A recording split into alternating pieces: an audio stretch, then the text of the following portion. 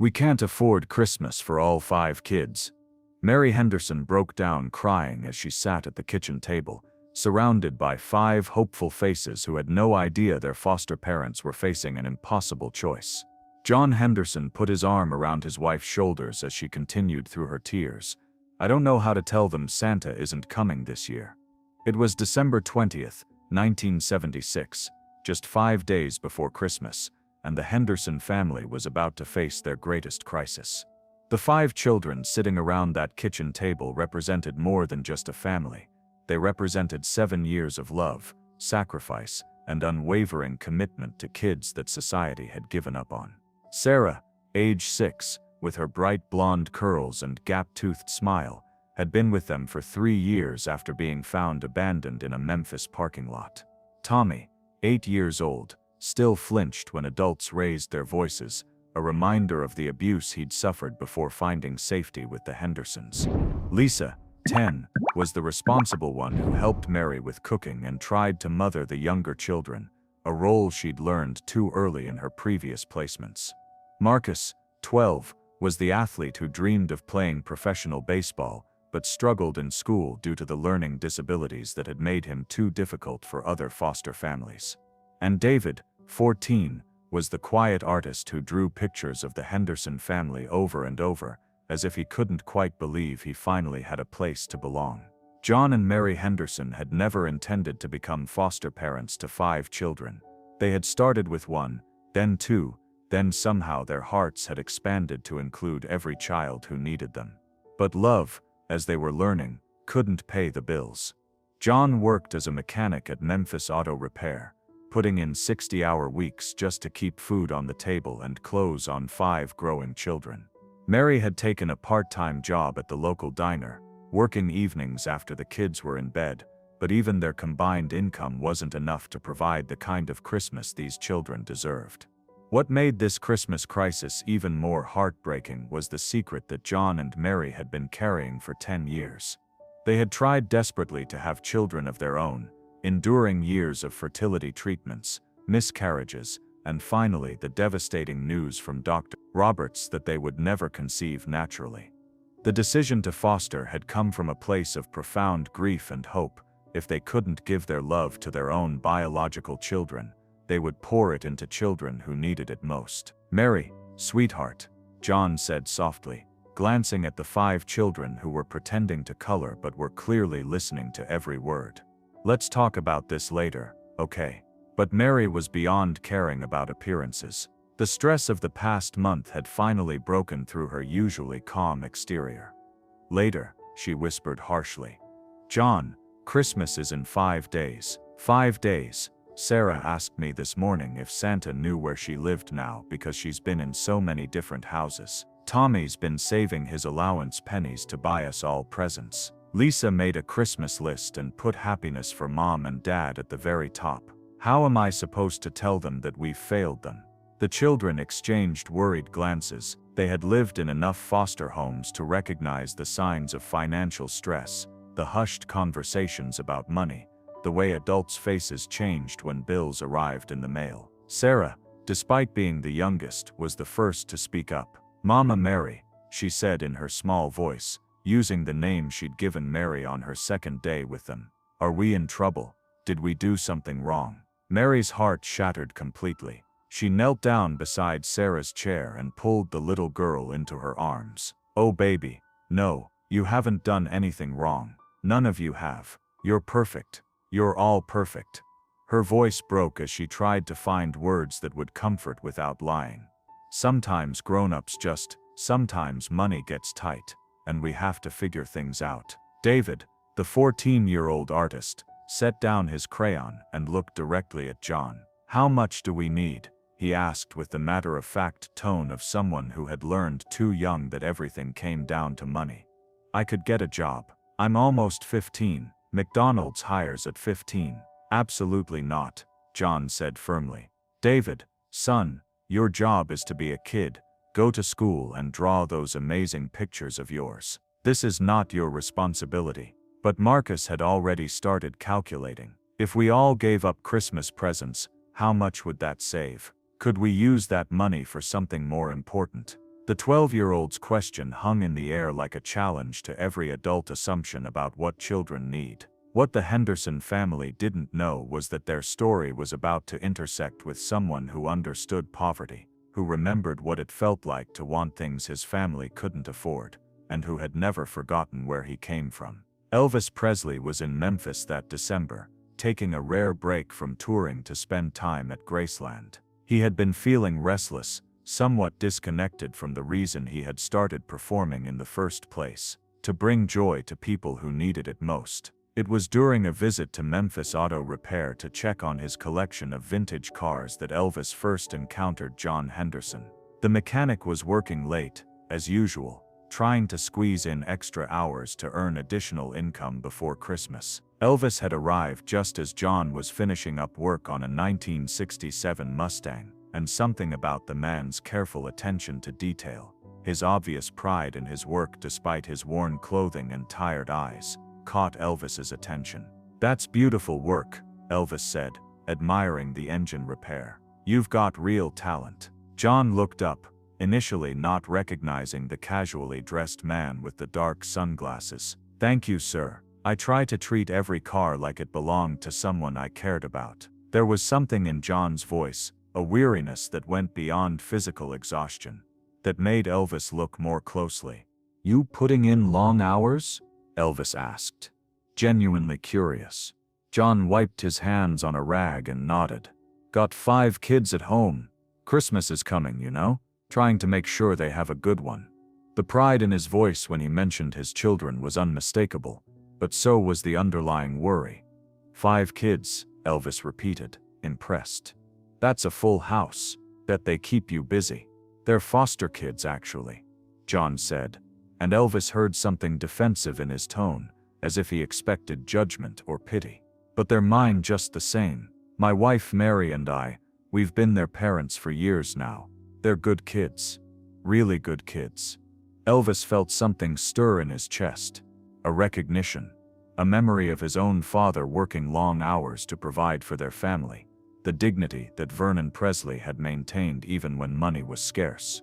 "Foster kids," he said quietly. "That takes a special kind of heart." John's face softened. "Not special. Just, love is love, you know. Doesn't matter where kids come from. They all deserve to be wanted." What Elvis didn't realize was that John Henderson was about to become more than just a hard-working mechanic who impressed him. He was about to become the catalyst for understanding what Christmas could really mean when you had the power to change lives. The next evening, December 21st, Elvis was driving through the working-class neighborhood where the Hendersons lived, thinking about his conversation with John, and feeling an unusual restlessness. He had been struggling lately with the feeling that his success had somehow separated him from the real world, from the people and experiences that had shaped him. As he drove slowly through the streets lined with small, modest houses decorated with whatever Christmas lights families could afford, he was looking for something, though he wasn't quite sure what. It was then that he heard it. Through the open window of a small white house with a single strand of Christmas lights across the front porch, he heard the sound of children singing. But it wasn't the joyful, carefree singing of Christmas carols. It was something else, voices trying to be cheerful but underlaid with a sadness that made Elvis pull over to listen more carefully. The voices belonged to Sarah, Tommy, Lisa, Marcus, and David Henderson, gathered in their living room around an old upright piano that Mary had bought at a garage sale years earlier. Mary was playing Silent Night, while the children sang along, but their performance had a quality of determined cheer that broke Elvis's heart. These were children trying to create joy for themselves and their parents, children who had learned too young that sometimes you had to make your own magic. As the song ended, Elvis heard 6-year-old Sarah's voice say, "Mama Mary, can we sing the Elvis song now? The one that makes Daddy John smile even when he's tired." Mary's fingers found the opening chords of "Love Me Tender," and Elvis felt his throat tighten as 5 young voices began singing his song with a purity and sincerity that made it sound completely new. But it was what happened next that would change everything. As the children sang, Elvis heard Mary Henderson begin to cry. Not the quiet tears of a moved listener, but the deep, wrenching sobs of someone who had reached their breaking point. The children stopped singing immediately, and Elvis heard Lisa's 10-year-old voice ask, "Mama, what's wrong? Did we sing it wrong?" "No, babies," Mary managed through her tears. "You sang it perfectly. You always sing it perfectly. I'm sorry. I'm so sorry we can't give you the Christmas you deserve." Elvis heard John's voice join the conversation. "Mary, please don't do this to yourself. We'll figure something out. We always do." "How, John?" Mary's voice was breaking. "The social worker comes next week. If Mrs. Williams sees that we couldn't provide proper Christmas presents, she'll start asking questions about our financial stability. She's already concerned about having 5 children in a 3-bedroom house. If she thinks we can't adequately provide for them, she won't take us away," David's 14-year-old voice said with the false confidence of someone trying to convince himself. "She can't. We're a family. Families get separated all the time," Marcus replied with the bitter wisdom of a 12-year-old who had experienced it before. "If they think you can't take care of kids, they move the kids somewhere else." Elvis felt something inside him shift permanently. He was listening to a conversation that laid bare every fear, every vulnerability, every desperate hope of a family that had been built not by blood or law but by choice and love. These weren't people asking for charity or handouts. These were people who had opened their hearts and their home to children that nobody else wanted, and now they were facing the possibility of losing everything because they couldn't afford Christmas presents. Without fully conscious thought, Elvis found himself walking up to the front door of the Henderson house. He knocked gently, aware that he was about to intrude on one of the most private moments a family could share. When John Henderson opened the door, his face showed complete shock at seeing Elvis Presley standing on his front porch. "Mr. Presley," John stammered. What are you doing here?" "I was driving by," Elvis said simply. "I heard the children singing. He paused, searching for words that wouldn't embarrass this proud man. "I heard my song being sung with more heart than I've ever heard it sung before."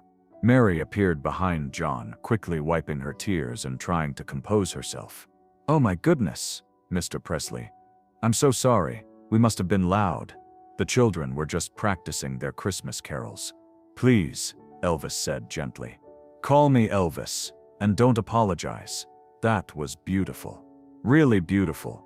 He looked past them to where 5 children stood frozen in the living room, staring at him with expressions of wonder and disbelief.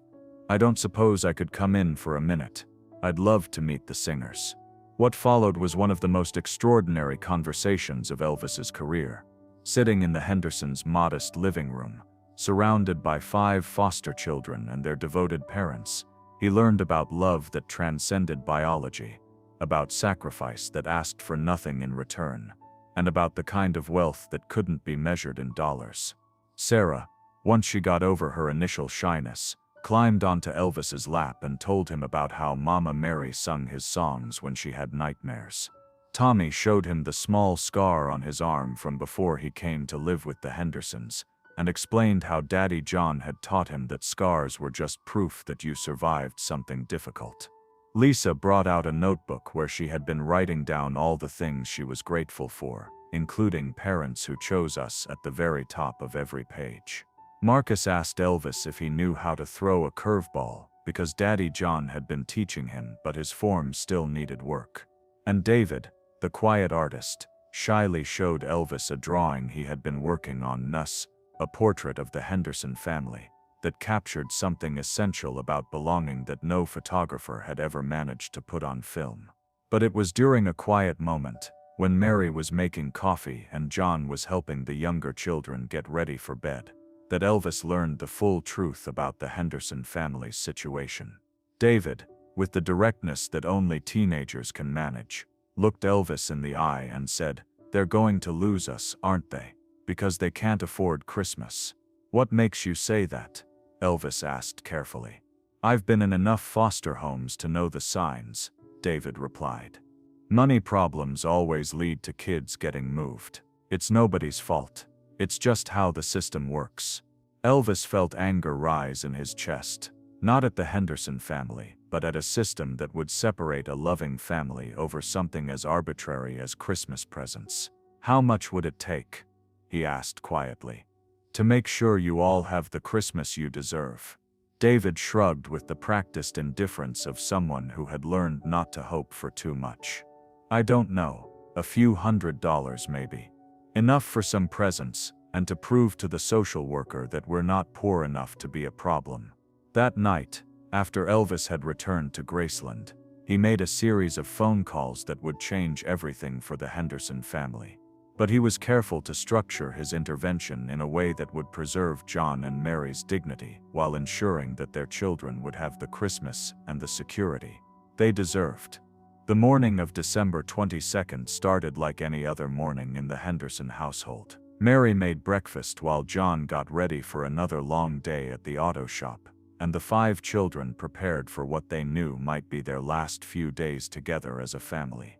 But at 9 a.m., everything changed. The first surprise came when John's supervisor at Memphis Auto Repair called to tell him that an anonymous customer had specifically requested John's services for a major restoration project and had already paid a substantial advance. The amount was enough to cover several months of expenses. The second surprise arrived an hour later in the form of a delivery truck filled with Christmas presents. Not expensive, showy gifts, but thoughtful personal presents that showed someone had been paying attention to each child's interests and needs. Sarah found art supplies and a new dress for her favorite doll. Tommy received a baseball glove and a book about overcoming fear. Lisa got a beginner's cookbook and ingredients to make Christmas cookies. Marcus found sports equipment and a biography of Jackie Robinson. David discovered professional art supplies and a note that said, "Keep drawing. The world needs to see what you see." For John and Mary, there were practical gifts that addressed their real needs. A month's worth of groceries, gift certificates for clothing stores, and an envelope containing information about a scholarship program for foster families that would help with the children's educational expenses. But the most important gift came last. A handwritten letter that Mary read aloud to the entire family while they sat surrounded by wrapping paper and wonder. "Dear Henderson family, yesterday I had the privilege of meeting a real family. Not a family defined by biology or law, but a family created by choice, sustained by love, and strengthened by the decision to open your hearts to children who needed you most. I learned something from each of you about what it means to be rich in the things that matter. Sarah taught me that love can heal nightmares. Tommy showed me that scars are evidence of survival. Lisa demonstrated that gratitude is the foundation of happiness. Marcus proved that dreams are worth working toward. David showed me that art can capture the truth about belonging. John and Mary, you taught me that the greatest success in life is measured not by what you achieve for yourself, but by what you give to others. This Christmas, I wanted to give back just a small portion of what you gave me, the reminder that love really is the only thing that matters. Your friend Elvis." The transformation in the Henderson household was immediate and profound. The stress lines around Mary's eyes softened. John's shoulders lost their perpetual tension. The children's laughter became more frequent and more genuine. But perhaps most importantly, they learned that sometimes miracles come not from supernatural intervention but from the recognition of one person that another person's love deserves to be celebrated and supported. When Mrs. Williams, the social worker, arrived for her post-Christmas visit, she found a family that had been strengthened rather than strained by the holiday season. The Henderson house was warm and welcoming, filled with the evidence of a Christmas that had been not just adequate but magical. More importantly, she observed the deep bonds between the foster parents and their children, the way the kids naturally turned to John and Mary for comfort and guidance, and the obvious love that permeated every interaction. "I have to ask, Mrs. Williams said to Mary as they sat in the kitchen while the children played in the living room. "Your financial situation appears to have improved significantly. How did you manage such a lovely Christmas?" Mary smiled and chose her words carefully.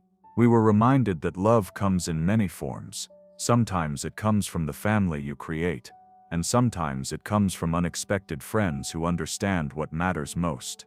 Mrs. Williams made notes in her file, but Elvis could see from her expression that her concerns about the Henderson family's stability had been completely alleviated. The children were thriving, the parents were providing excellent care, and the family unit was clearly strong and loving. But Elvis's involvement in the Henderson family's life didn't end with Christmas morning. Over the following months, he maintained a quiet friendship with the family, occasionally dropping by for dinner, attending Marcus's baseball games, admiring David's latest artwork, and listening to Sarah's increasingly confident performances of his songs. More significantly, Elvis used the Henderson family's story as inspiration for establishing the Memphis Foster Care Support Foundation, a charitable organization dedicated to providing financial assistance, educational opportunities, and emergency support to foster families throughout Tennessee. The foundation's mission statement, written by Elvis himself, read, "Every child deserves to be wanted, and every person who opens their heart to a child in need deserves our support." The foundation's first major initiative was the Henderson Family Scholarship Program, which provided college funding for foster children who had demonstrated academic achievement or artistic talent. David Henderson was the program's first recipient, using the scholarship to attend art school and eventually becoming a successful illustrator, whose work frequently depicted themes of family, belonging, and love. Sarah grew up to become a music therapist, using Elvis's songs and techniques she learned from Mary's piano lessons to help other children who had experienced trauma. Tommy overcame his fears to become a teacher, specializing in helping children with behavioral challenges. Lisa became a social worker, advocating for foster families and working to reform policies that separated loving families over financial difficulties. Marcus fulfilled his dream of playing professional baseball, but he was equally proud of the youth baseball program he established for foster children. John and Mary Henderson continued fostering children for another 15 years, providing homes for dozens of kids who needed them. They never forgot the Christmas when a stranger became a friend and showed them that sometimes the most important gifts are the ones that preserve families rather than create them. Elvis often said that meeting the Henderson family was one of the most important experiences of his career. It reminded him that success without service was empty, that fame without purpose was meaningless, and that the real measure of a life well lived was how much love you managed to give away. The story of Elvis and the Henderson family became legendary in Memphis, though the family's identity was kept private to protect the children. It was told as an example of what Christmas could be when people remembered that the holiday was supposed to be about love, generosity, and the recognition that every person, especially every child, deserved to feel wanted and valued. Years later, when interviewers asked Elvis about his most memorable Christmas, he would always talk about the night he heard 5 children singing "Love Me Tender," with voices full of hope despite their circumstances, and about the parents who had taught him that love really could create families, sustain dreams, and work miracles when supported by a community that cared. The Henderson family's Christmas of 1976 proved that sometimes the greatest gifts are not the ones we receive, but the ones we give, and that sometimes the most important thing a successful person can do is recognize love when they see it, and do everything in their power to help it flourish. In the end, Elvis didn't save the Henderson family. Love had already saved them. What Elvis did was recognize that love, celebrate it, and ensure that it would never again be threatened by something as simple as not having enough money for Christmas presents. He proved that when you have the power to preserve a family, to protect children, and to support people who are doing the hard work of love, you have a responsibility to act. That responsibility, and the joy that came from fulfilling it, became one of the defining characteristics of Elvis's later career. He never again performed without being aware of the families in his audience who might be struggling, the children who might need hope, and the parents who might need to be reminded that their love was the greatest gift they could give. The Henderson family taught Elvis that Christmas wasn't about the presents under the tree. It was about the people around the table, the love in the room, and the commitment to ensure that every child knows they are wanted. That lesson, learned on a December night in Memphis, influenced every Christmas Elvis celebrated for the rest of his life, and it continues to inspire people who hear their story today. Because love, as John and Mary Henderson proved, really can work miracles, especially when it's supported by friends who understand that the greatest success comes not from what you achieve, but from what you help others achieve. And sometimes, if you're very lucky, those friends wear white jumpsuits and are known to the world as the king of rock and roll, but who choose to use their crown to protect families and celebrate love in all its forms. The impact of that December night in 1976 continued to reverberate through the Memphis community and beyond in ways that nobody could have predicted. Dr. Susan Rodriguez, who conducted a comprehensive study of foster care outcomes in Tennessee during the 1980s, found that the Henderson Family Scholarship Program had fundamentally changed how foster children viewed their educational prospects and future opportunities. Before Elvis established the scholarship program, only 12% of foster children in Tennessee went on to college. Dr. Rodriguez documented, after the program was established, that number increased to 47% within 5 years. But more importantly, we saw a dramatic shift in how foster children viewed their own potential. They began to see themselves as worthy of investment, deserving of support, and capable of achieving dreams they had previously considered impossible. The Henderson children became powerful ambassadors for this transformation. Sarah's work as a music therapist revolutionized treatment approaches for traumatized children throughout the Southeast. Her research on musical memory and trauma recovery became required reading in child psychology programs, and her therapeutic techniques were adopted by hospitals, schools, and treatment centers across the country. Tommy's teaching career impacted thousands of children who struggled with behavioral challenges. He developed the Henderson method for working with children who had experienced early trauma, emphasizing patience, consistency, and the recognition that disruptive behavior often masked deep pain and fear. His classroom became a model for trauma-informed education practices that are now standard in schools nationwide. Lisa's social work advocacy led to significant policy changes in how financial hardship was evaluated in foster care placements. She worked with legislators to pass Lisa's Law, which required social services agencies to provide financial support and resources before removing children from loving homes due to economic difficulties. The law has kept thousands of foster families together and reduced the trauma associated with unnecessary placement changes. Marcus's success in professional baseball was inspiring, but his youth baseball program for foster children created opportunities for hundreds of kids who had never imagined they could participate in organized sports. The program, called Home Plate, emphasized that every child deserves to feel part of a team, and it provided not just athletic training but also mentorship, academic support, and life skills development.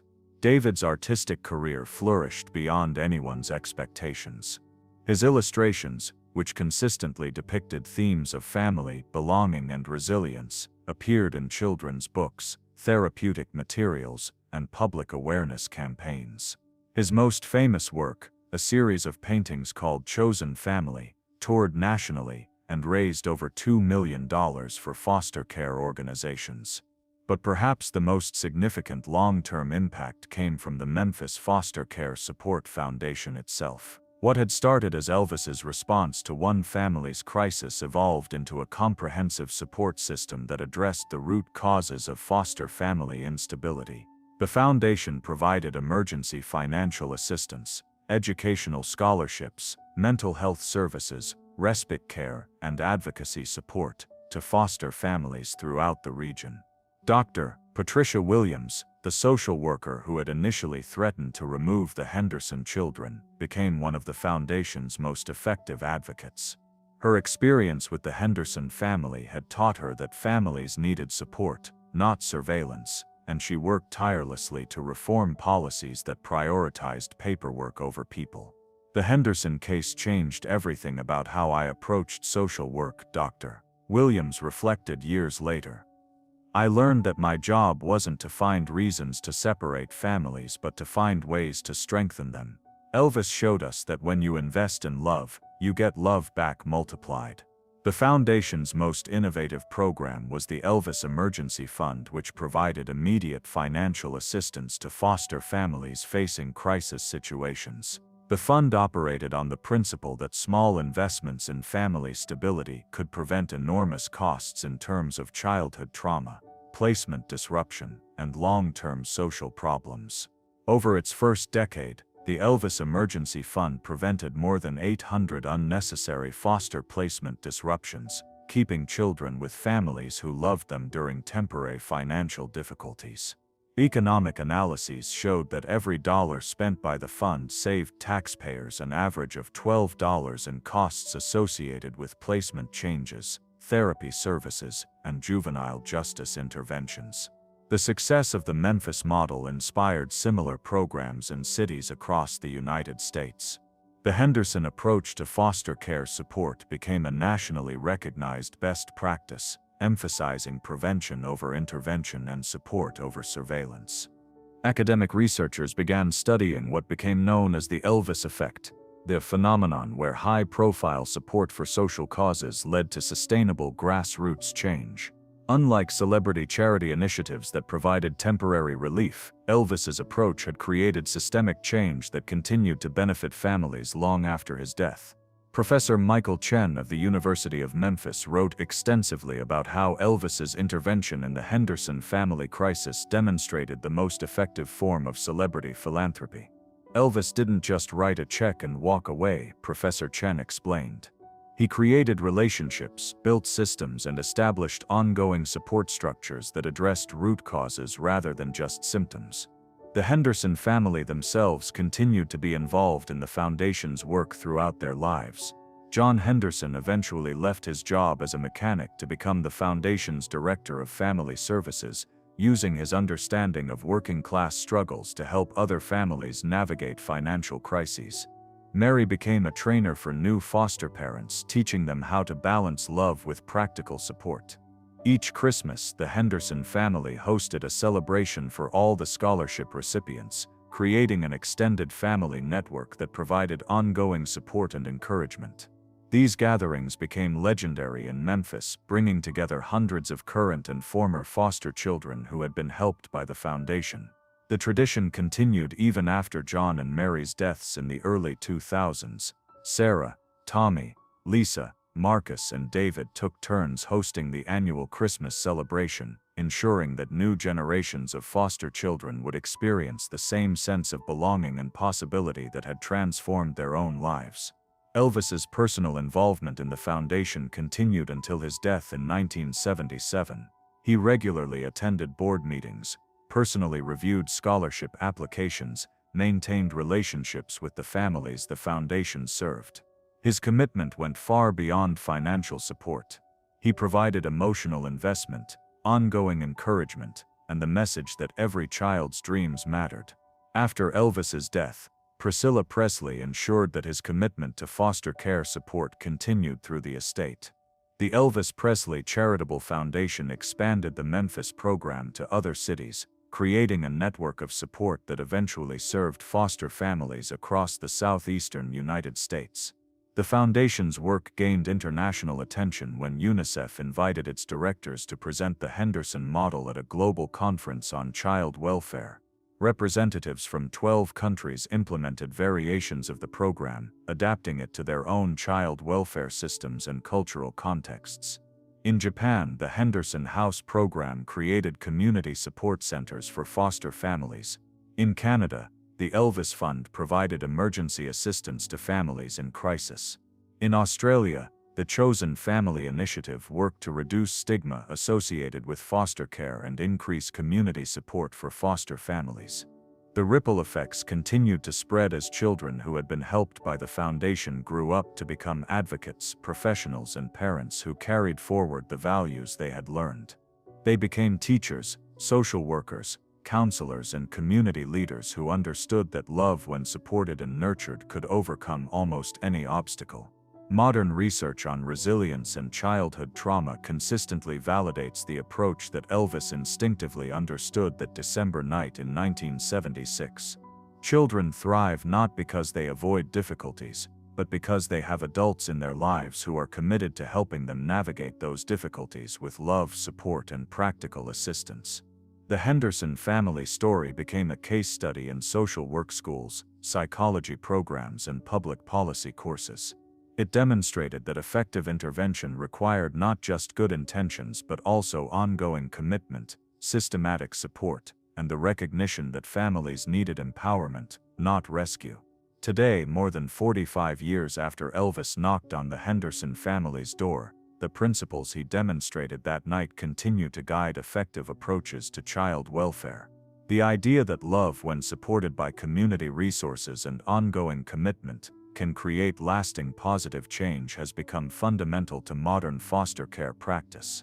The Memphis Foster Care Support Foundation continues to operate today, having served more than 15,000 families and provided educational opportunities for thousands of former foster children.